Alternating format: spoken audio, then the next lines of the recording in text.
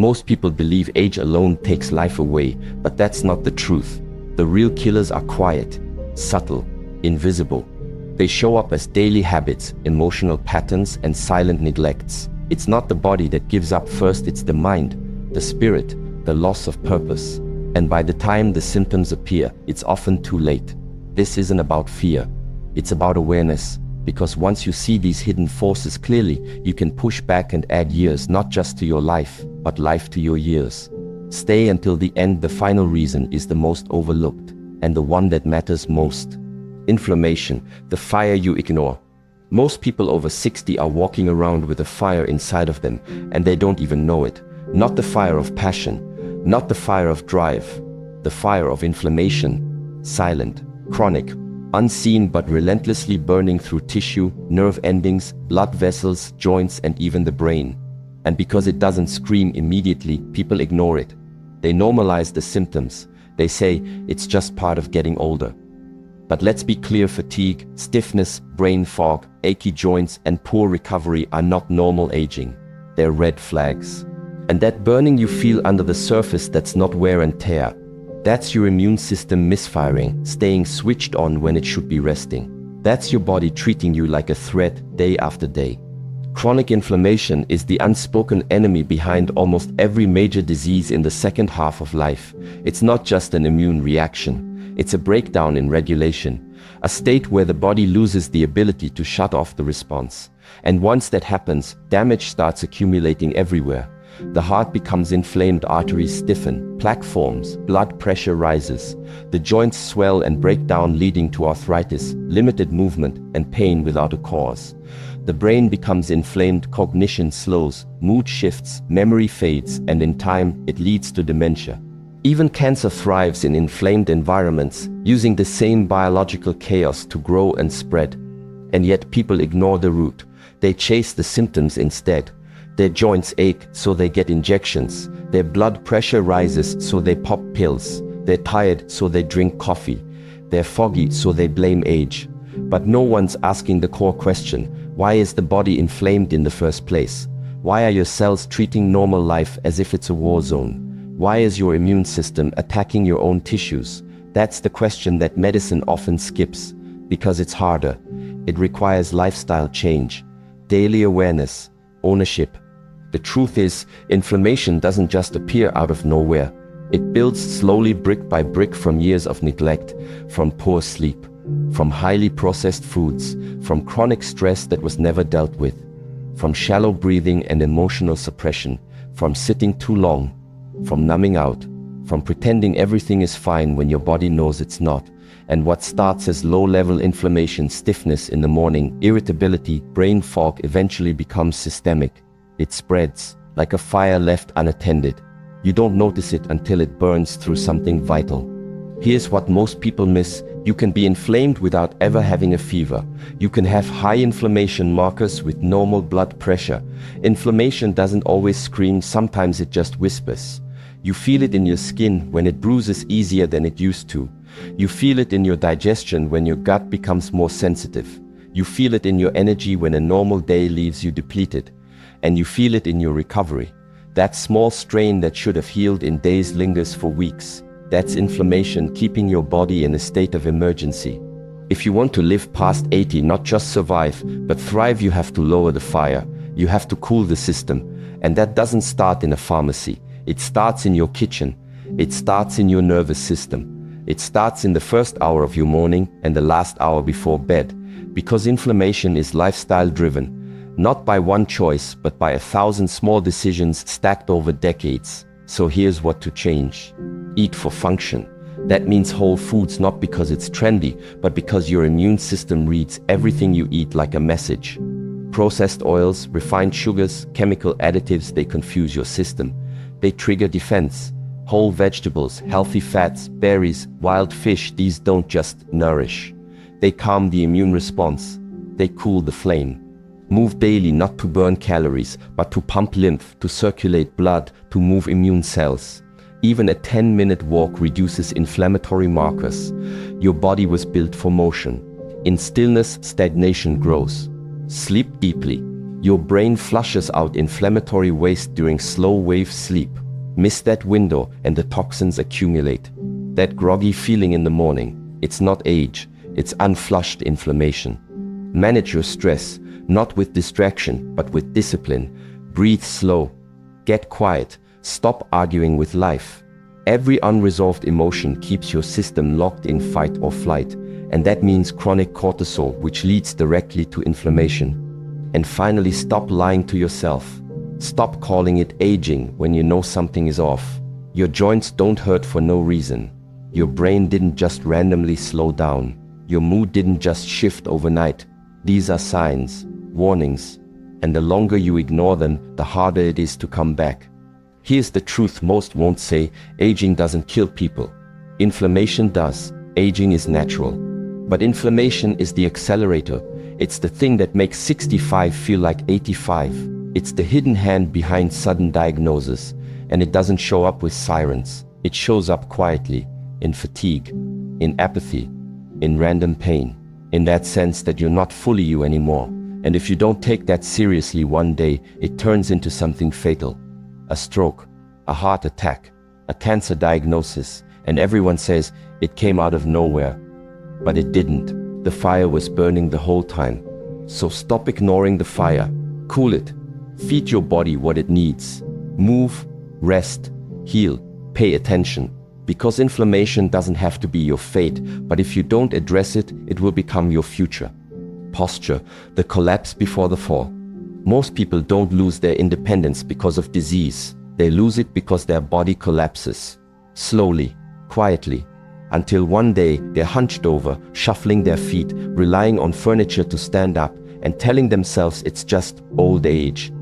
But let me tell you something hard that most doctors won't. You don't need a cane because of your age. You need it because your spine collapsed, because your core stopped firing, because your glutes forgot how to activate, because your chest caved in and your shoulders rounded forward. And once that becomes your norm, everything downstream starts breaking down. This collapse doesn't happen overnight. It's years in the making. It starts with sitting too long, moving too little, breathing too shallow. Your pelvis tilts, your hip flexors tighten, your thoracic spine rounds forward, your head starts jutting out, and little by little, your body forgets how to stand tall. You stop walking with confidence. Your stride shortens. Your balance becomes fragile. You're not falling because you're old, you're falling because your foundation eroded while you weren't paying attention. Postural decay is one of the most overlooked signals of biological aging. It's more than just appearance, it's function. When your posture collapses, your rib cage can't expand. That means shallow breathing, less oxygen, less energy. Your digestion gets compressed. Your circulation becomes inefficient. Your organs are literally being squished. Your spine becomes unstable and your gait turns into a shuffle.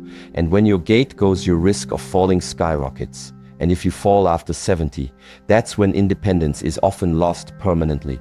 A fractured hip, a long hospital stay, then a wheelchair, then the slow descent. That's the path.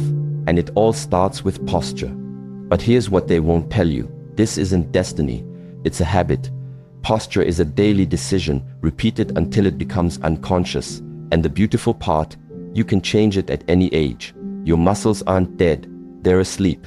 They've been neglected. And your nervous system doesn't forget how to move, it just mirrors what you practice. So if you sit slouched for hours every day, your body molds to that shape.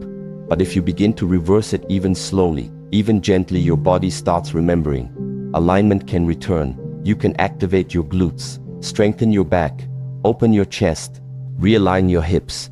You can rebuild the very structure that keeps you upright without a gym, without a trainer, just with consistency, attention, and awareness. Start with breath. Most people over 60 breathe like they're surviving, not living. Shallow chest breaths, high tension, low oxygen. But if you bring breath back into your belly, into your ribs, into your full diaphragm, posture begins to lift naturally. Because full breathing requires space, it forces expansion. And when your breath expands, your spine follows.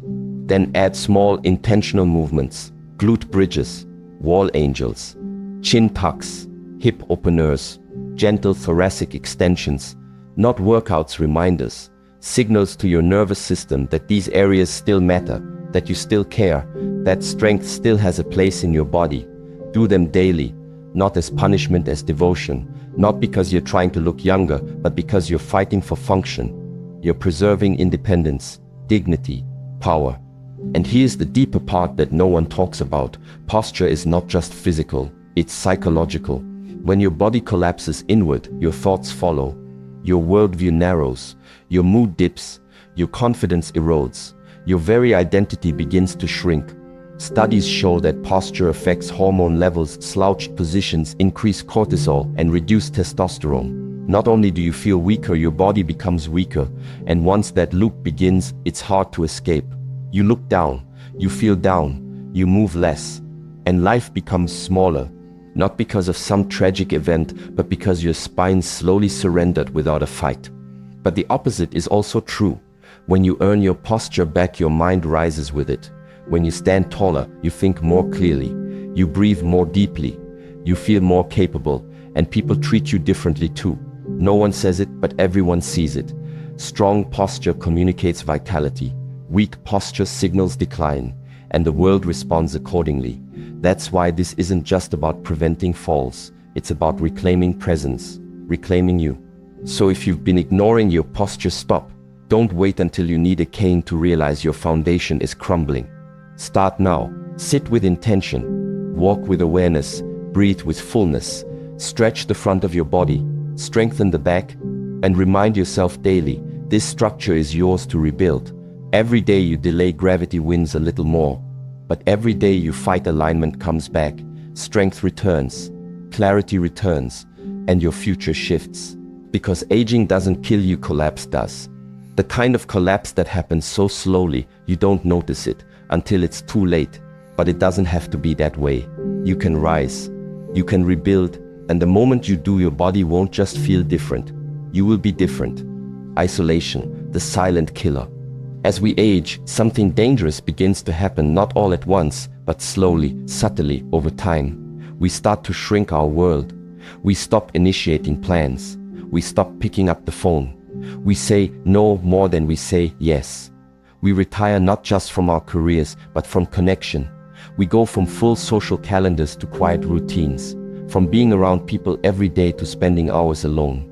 And without even realizing it, we begin to disappear from our own lives. Not physically, but emotionally.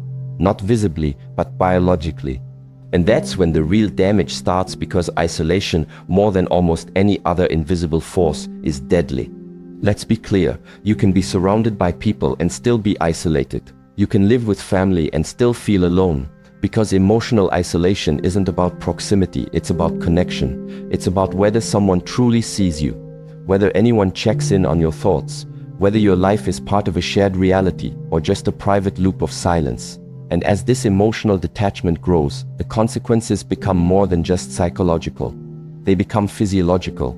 According to the National Institute on Aging, social isolation increases mortality risk by up to 30%. That's not a feeling, that's a death sentence waiting in the shadows.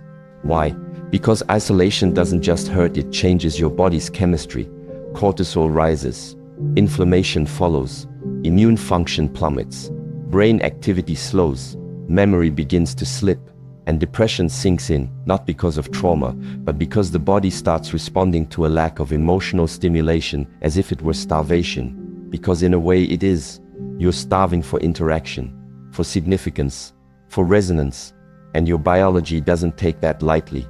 Humans are social animals. We are biologically wired to connect, to be seen, to be heard, to be mirrored. Your nervous system from birth to death requires other people to regulate itself. A baby dies without touch.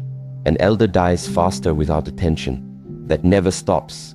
Your biology doesn't retire from connection just because you do. If no one sees you, your nervous system becomes dysregulated. Your stress levels remain elevated. Your healing slows down. And most critically, your motivation withers. You start to care less. You stop moving as much. You eat worse. You sleep lighter. You skip the walk, the stretch, the call, because what's the point? No one's watching. No one's asking. And your brain adapts to that loneliness like a muscle adapts to disuse. It begins to atrophy. You forget names. You lose interest in stories. You stop sharing. and slowly the color drains from your inner life, not because you're broken, because you're disconnected. But here's what most people don't realize. The moment you reconnect, even in the smallest ways, your biology starts to reverse. When you laugh, when you share space, when you tell a story to someone who listens, your cells come alive. Your heart rate steadies. Your digestion improves. Your immune response strengthens. Your focus returns. Why? Because you've re-entered the human feedback loop. You're no longer alone in the forest of your own mind. Someone else is there, witnessing, reflecting, mirroring your aliveness back to you. That's not nice. That's necessary. And if you're over 60, this is not a side note. This is a primary health strategy. Forget supplements. Forget anti-aging creams. If you want to live longer and stronger, build relationships. Reconnect. Expand your emotional footprint. Volunteer at a shelter. Mentor someone younger. Join a book club, a choir, a walking group. Not for entertainment, for survival. Connection is your medicine now, and you need to take it daily. Don't believe the lie that your social chapter is over, that making new friends is for the young, that your best stories have already been shared. They haven't. There are people out there who need your wisdom, your humor, your scars, your perspective, but they can't find you if you disappear. You have to show up. You have to be findable. And yes, it takes effort. Yes, it's awkward at first. Yes, you'll feel rusty. But what's the alternative? Sitting alone in silence, convincing yourself that your presence doesn't matter, that no one would notice if you vanished. That's not aging. That's surrender. And you were not born to surrender. So ask yourself honestly, when was the last time someone really heard you? When was the last time you laughed with another human until your eyes watered? When was the last time someone asked how you're doing and waited long enough for a real answer? If it's been a while, don't wait for the world to knock on your door. Go knock on theirs. Be the one who calls. Be the one who shows up. Be the one who says, I'm not done connecting yet. Because here's the hard truth. Once the social world dies, the physical body follows. Your muscles weaken. Your memory fades. Your sleep becomes shallow. And your emotional center, the spark that makes life worth living, dims. But here's the good news. Connection can bring it back. One conversation. One shared meal. One walk. One moment of being seen. That's all it takes to start restoring what was lost. Don't let this culture of isolation swallow you. Don't settle for small talk and empty days. Fight for depth. Fight for laughter. Fight for friendship. Because connection isn't a bonus at this stage in life, it's your lifeline. And you are still here, still needed, still capable of creating joy. But only if you choose not to vanish. Stagnation, the brain you stop using. People blame aging for everything. The fog, the forgetfulness, the slow reaction time, the hesitation in speech. They assume it's all just part of growing old. But the truth is harsher and far more important. Most of what you call aging isn't about time. It's about neglect. It's about stagnation. Because the brain doesn't stop working because you got older. It stops working because you stopped using it. The research is clear. Not all memory loss is neurological. Much of it is behavioral. When you stop learning, your brain starts pruning. When you stop solving unfamiliar problems, it stops building new pathways. When you stop using your hands and eyes in coordinated, challenging ways, your motor cortex becomes sluggish. And when there's no new input, no friction, no demand, no real learning, the brain doesn't just get bored. It atrophies. Neurons disconnect. Synapses fade. Your capacity doesn't vanish, it rusts. And once that rust becomes your baseline, you'll start mistaking it for your identity. Let's be blunt. Your brain is not old. It's unused. Most people hit 60, retire, and unconsciously retire their minds at the same time. They fall into routines. They eat the same meals. Read the same headlines, watch the same shows, talk to the same 3 people. They confuse comfort with stability, and in doing so, they enter the most dangerous state a human can be in, cognitive autopilot. Everything becomes predictable, safe, familiar, and because nothing stretches their awareness, nothing grows. Here's what no one tells you. Your brain is designed for tension. It grows through effort, through confusion, through trial and error, through making sense of new patterns. And if you're not doing something regularly that makes your brain uncomfortable, then you're not growing. And if you're not growing, you're dying, not metaphorically, but neurologically. The frontal lobe shrinks, the hippocampus weakens, neuroplasticity slows, and that's when people start slipping. They forget names, they blank out mid-conversation, they start repeating stories. And before long, the fog settles in, not because the brain is broken, but because it's unchallenged. Crossword puzzles are not enough. Sudoku is not enough. These are maintenance tools, not growth tools. What your brain needs is novelty. It needs new movement, new language, new rhythms, new skills that require you to fail at first, adapt and try again. This is how you rebuild gray matter. This is how you wake up dormant circuits that haven't fired in years. The greatest lie about aging is that you're supposed to slow down, that it's normal to feel less sharp, that brain fog is inevitable. But it's not. It's the result of a society that stops demanding your mental performance the moment you turn 60. No one pushes you to learn. No one expects you to innovate, but you have to fight against that. You have to be your own coach, your own student, your own source of intellectual challenge, because no one else is going to do it for you. So how do you break the stagnation? Start small. Use your non-dominant hand to brush your teeth. Learn how to write the alphabet with it. This activates new neural networks across both hemispheres. Take a course not for fun, but for struggle. Something that forces you to think differently. Philosophy, music theory, coding, history, foreign language. Anything that confronts you with unfamiliar rules. Learn to memorize again. Phone numbers, quotes, names of people you just met. Practice recalling them. Rebuild your working memory. It's a muscle, and it can grow. Read books that challenge your assumptions, not just to agree, but to engage. Debate ideas out loud. Have conversations that make you think harder than you're used to. These are mental workouts, and they're just as critical as lifting weights for your body. And move. Movement sharpens cognition, not just walking, but coordinated, intentional movement. Balanced drills, dancing, martial arts. Learning a new physical skill forces your brain and body to reconnect. It stimulates proprioception, reflex timing, and these don't just keep you nimble, they keep you intact. Movement is taught in physical form. And don't fall for the comfort trap. The moment something gets easy, push a little further. The goal is not to feel smart, it's to feel stretched, confused, curious. Learning isn't a luxury, it's cognitive survival. The brain was never designed to be a storage bin. It's a processing machine. And if you stop feeding it challenges, it slows down and eventually shuts down. The fog that so many people experience after 60 isn't random. It's predictable and preventable. But only if you stop treating your brain like a relic and start treating it like a living system. A system that needs novelty, struggle, risk. A system that, if you neglect it, will decay in silence, and by the time you notice, it's hard to reverse.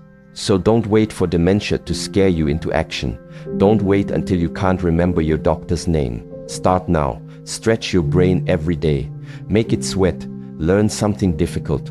Challenge yourself until you're mentally uncomfortable, and then stay there. Because on the other side of that discomfort is clarity, strength, longevity. You are not forgetful because of your age. You're forgetful because your mind has been idle, and the only cure for stagnation is movement, not just of the body, but of the mind. So move, learn, struggle, repeat, or let it all slip away in silence. Purpose, the decision to live or fade. This is the final killer, the one nobody sees coming, the most silent, most underestimated force behind decline. It's not disease, it's not genetics, it's the loss of purpose. And it doesn't happen all at once. It happens slowly, like a switch being dimmed over years, until one day there's no light left. The tragedy, most people think they've done everything right. They worked hard, provided for their families, followed the rules, and earned the right to rest. And then they retire, not just from work, but from effort, from choosing, from steering, from being the main character in their own life. At first, it feels like peace. No alarms, no deadlines, no pressure. But that peace, if untethered from purpose, turns toxic. It mutates into passivity, into numbness, into decay. Because your biology isn't designed for permanent stillness. You are hardwired to move towards something meaningful, something that demands presence, planning, decision. When that aim disappears, your body doesn't rejoice. It downshifts, It reads the absence of direction as a signal. We're done. And then it begins to turn off one system at a time. Digestion slows, hunger fades, hormones drop, sleep becomes lighter, reaction time dulls, muscles begin to waste, healing takes longer, the brain stops building new cells, all because the internal systems don't see a reason to stay sharp. They assume the story has reached its final act, and in many ways it has not because of age, but because of choice. Not choosing is a choice, and that choice leads to silent surrender. You see it everywhere. People who once led families, companies, movements, now sitting on couches for hours a day, scrolling, watching, fading. They go from creators to consumers, from leaders to bystanders. They stop using their voice, stop standing for anything, and slowly the body mirrors the mind. The spine collapses, the eyes dim, the walk becomes slower. There's no fire left, not because it was taken, but because they stopped feeding it. But there's another path. The people who live longest and live well aren't just the ones with perfect labs or strong genetics. They're the ones with reasons. Reasons to get up. Reasons to show up. Reasons to serve, protect, help, lead, guide, build. It could be a garden, a grandchild, a neighbor, a cause, a mission. It doesn't have to be global. It just has to be real. Something that pulls you forward, something that asks something of you. And the magic is, when you say yes to that responsibility, your body hears it loud and clear. We're still in this. And it responds. Biology isn't philosophical, it's practical. It reads your behavior and adapts accordingly. If you stop pushing, it stops preparing. If you stop choosing, it stops supporting. But when you take back ownership, even over something small, like your walk, your hydration, your breath, the system reactivates. Cells start communicating more clearly. Hormones stabilize. Focus returns. Healing improves. That's not willpower. That's biological alignment. Purpose is fuel at the cellular level. So let's be precise. Retiring from stress is good. You've earned that. But don't retire from leadership.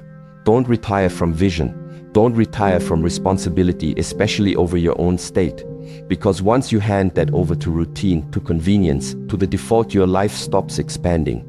And when life stops expanding, it starts closing in. The calendar gets smaller. The emotions get flatter. The days blur together. And time starts slipping through your fingers, not from speed, but from sameness. You were not designed for that. Even in your 70s, 80s, 90s, your nervous system is still listening, still adapting, still waiting for orders, still hoping for a signal that says, let's move, let's try, let's decide. That signal doesn't have to be grand. It can be as simple as choosing to mentor someone, as humble as learning a new skill, as steady as walking every day and making it non-negotiable. But it must come from you. No one can assign you purpose. It has to be chosen. Ask yourself honestly, who would be impacted if you showed up sharper this year? Who still needs your presence, your wisdom, your stability? What part of life still excites your curiosity? What story are you still writing? Because if you can't answer that, it's not because there's nothing left. It's because you stopped asking. Purpose doesn't leave you. You leave it by deciding there's nothing more to reach for. That's the beginning of decline, not physical, but psychological. And once the mind disengages, the body isn't far behind. So take it back. Even if you've drifted, even if it's been years, even if your circle is smaller, your energy is lower, your role has changed. The mission hasn't ended, it's just evolving. Your strength now is in depth, not speed, in wisdom, not flash, in presence, not pressure, but it's still needed. The world still needs elders who choose to lead, not just sit, who choose to stay awake, aware, alive, not just wait for the end. Because here's the final truth. Once you stop steering your life, your timeline shortens fast. You don't get those years back, and you don't realize how much you gave up until your body forgets how to fight for them. So make the decision, not just to exist, but to live, not just to last, but to lead. Pick a direction, any direction, but make sure it's yours. And the moment you do, the body will follow. And you won't fade, you'll ignite. You don't live long by accident. You live long because you resist the slow death of comfort, isolation, weakness, and mental retreat. So if you're past 60, this is not your wind down phase. This is your final masterpiece. Create it with intent, walk stronger, stand taller, think deeper, connect harder, and life like someone who plans to be here strong, sharp, and present well beyond 80.